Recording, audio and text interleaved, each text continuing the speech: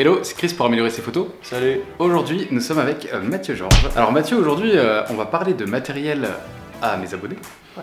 Et donc, pourquoi est-ce qu'on devrait croire les conseils que tu vas nous donner aujourd'hui? Parce qu'au final, j'ai à peu près la même expérience que toi au niveau de la photo. Globalement, pour me présenter, ça fait 5 ans que je fais de la photo et je me suis spécialisé dans le portrait il y a 3 ans. Justement, je disais qu'on avait à peu près le même parcours puisqu'on a commencé tous les deux avec un réflexe d'entrée de gamme. Avec notre approche photo, et on a évolué. C'est pour montrer justement qu'on peut très bien faire de très belles photos avec un réflexe d'entrée de gamme. Dans cette vidéo, justement, à la fin, on va te donner plusieurs modèles de réflexes qui pourra te servir à débuter la photographie, voir si tu prends goût. Et si jamais tu prends goût, soit tu pourras switcher pour un appareil un peu plus performant en investissant un petit peu plus d'argent dedans, mais tu pourras également conserver ce réflexe parce qu'aujourd'hui, même les réflexes d'entrée de gamme sont quand même potables et même valables à plus haut niveau, je pense.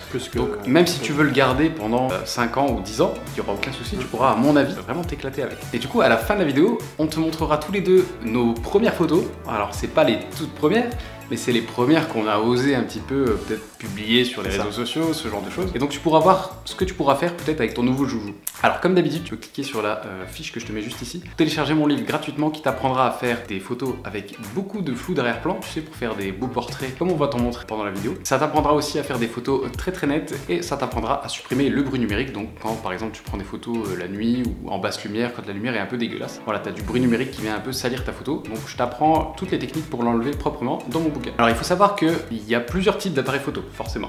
Déjà on a les smartphones, mais on a les smartphones maintenant qui font bonne concurrence aux appareils du marché. On a aussi les compacts, les bridges, les hybrides et les réflexes. Alors les compacts, les bridges et les hybrides, on n'en parlera pas dans cette vidéo parce que c'est pas un marché que je connais bien. Et en plus, personnellement, en tout cas pour ce qui est des compacts et des bridges, des appareils qui valent quand même quelques centaines d'euros. Et honnêtement, je conseillerais plutôt aux gens qui voudraient juste un compact par exemple à mettre dans la poche et avoir tout le temps sur soi pour faire des photos correctes, de plutôt investir, si l'appareil compact vaut 200-300 euros, de plutôt investir 200 ou 300 euros de plus dans un meilleur smartphone qui fera de plus belles photos. Donc de toute façon, le smartphone en fait, tu l'as tout le temps dans ta poche. Donc autant avoir un bon appareil photo directement dans ton smartphone plutôt que d'avoir ton smartphone plus ton compact, etc., etc. Donc voilà, on va pas parler de compact et de bridge. Au niveau des hybrides, en fait, c'est quoi la seule différence entre un hybride et un réflexe? Et dans un réflexe, quand tu mets ton œil dans le viseur du réflexe, tu as l'image qui passe par l'objectif et par un jeu de miroir, l'image arrive jusqu'à ton œil. Donc en fait, ce que tu vois avec ton œil, c'est la réalité. Donc quand tu bouges, tu vois la réalité, tout simplement. Dans un hybride, il n'y a pas de miroir. Donc quand tu mets ton œil dans le viseur, en fait, dans le viseur, tu as un écran. Et du coup, en fait, tu peux directement voir le résultat presque que tu auras en photo, en fait, quand tu appuieras sur le bouton. Alors qu'est-ce que tu vas retrouver sur les réflexes? Tu vas retrouver les fameux modes P, donc automatique, A, l'ouverture, S, la vitesse et M, manuel. C'est les fameux modes, en fait, qui te permettent de vraiment laisser cours à ton imagination et pouvoir justement gérer l'exposition, la profondeur de champ pour avoir plus ou moins de flou en arrière-plan. Voilà, c'est ces modes-là qui vont te permettre vraiment de tirer profit, de créer ta photo. Alors sur ton réflexe, tu auras aussi la possibilité de prendre tes photos en RAW. Alors qu'est-ce que c'est le RAW? Je vais expliquer grosso modo. Alors le format RAW, en fait, quand tu prends des photos, tu peux soit sortir tes photos en JPEG, donc le fichier image, voilà, dont on a l'habitude de voir, et tu peux aussi sortir tes photos en RAW. Le RAW, c'est ce qu'on appelle souvent dans le jargon le brut de capteur. En fait, le RAW, il contient beaucoup plus d'informations que le fichier JPEG de ton image. À quoi ça sert? Eh bien, ça sert tout simplement, comme tu as plus d'informations, tu as plus de latitude après pour traiter ta photo. Par exemple, si peut-être tu t'es un peu foiré dans l'exposition, donc tu as envie de rééclaircir ta photo, ou tu as envie de l'assombrir, tu as envie de modifier un peu son contraste, etc., etc. Si tu appliques toutes ces transformations sur un fichier JPEG, tu vas vachement dégrader la qualité de ta photo. Alors que sur un RAW, la qualité va normalement rester assez stable. Voilà, c'est ça les possibilités du format RAW. Maintenant, le contre-pied, c'est que du coup, il faut au préalable que tu transfères la photo sur l'ordinateur et que tu la traites. Même si tu te dis, ma photo, elle est bien telle qu'elle est là, je ne veux rien faire dessus, tu es quand même obligé de passer par la case ordinateur pour pouvoir en sortir ensuite un fichier JPEG. Ça, tous les réflexes ont la possibilité de prendre des photos en RAW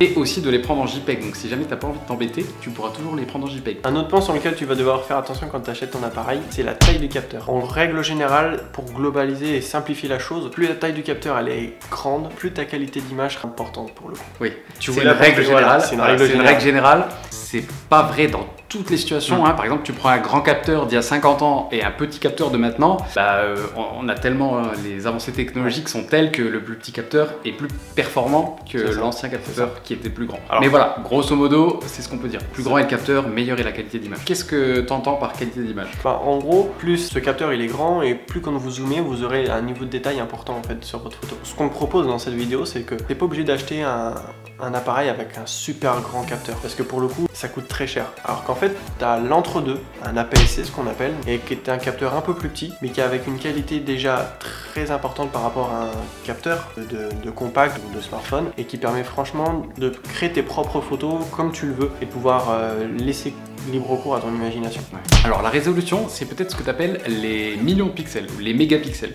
Alors il faut pas que ce critère des mégapixels, ce soit le choix déterminant pour l'achat d'un appareil photo. Pourquoi? Parce que si tu prends un appareil photo standard, on va dire, allez, 20 millions de pixels, c'est une moyenne un petit peu correcte de ce qu'on peut trouver aujourd'hui sur le marché. Ouais, et ben un appareil de 20 millions de pixels, il fait pas forcément des photos moins bonnes qu'un appareil de 36 millions de pixels. Pas forcément. Mais voilà, alors, pour moi, il faut partir au moins sur du 12 millions de pixels, parce que voilà, aujourd'hui, il y a quand même, si tu veux montrer tes photos un peu sur les réseaux sociaux, si tu veux pouvoir faire des impressions un peu correctes, il te faut quand même un minimum. Donc on va dire pour moi 12 millions de pixels, ça me semble être le minimum. Mais voilà, après ça, qu'il en ait 36 ou 24, pour moi peu importe quoi. Donc voilà, la résolution, c'est pas ce qui fait la qualité d'une image, parce que tu peux avoir 24 millions de pixels pourri parce que le capteur derrière, le processeur, etc., il est pourri entre guillemets. Et tes réglages peut-être sont pourris. Et tu peux avoir un capteur de 12 millions de pixels avec un bon photographe derrière, plus un boîtier performant, etc., et du coup te sort des photos beaucoup plus belles. Donc voilà,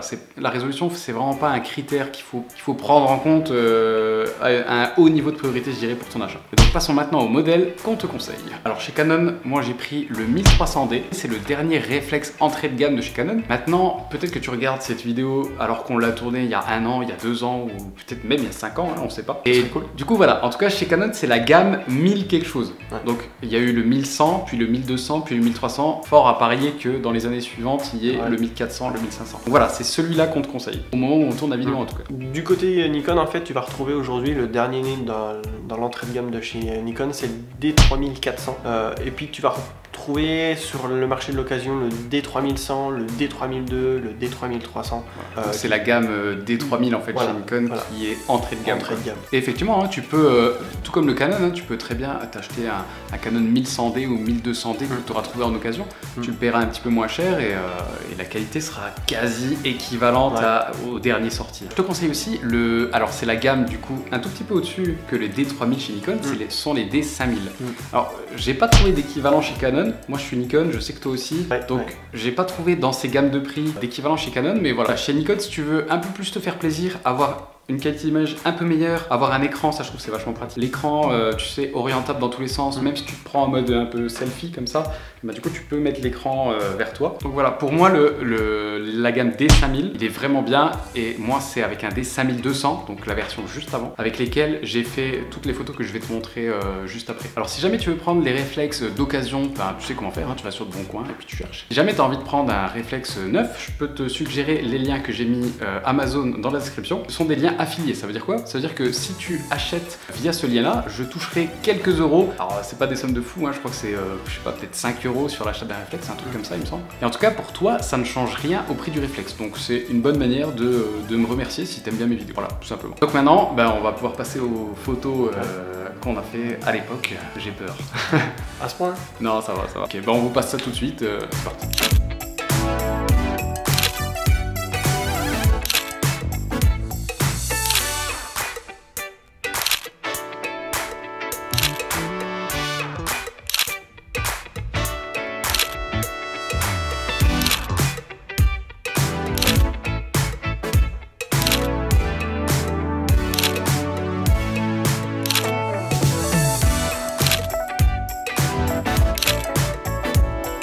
Bon, si cette vidéo t'a plu, pense à laisser le petit pouce bleu qui fait toujours plaisir.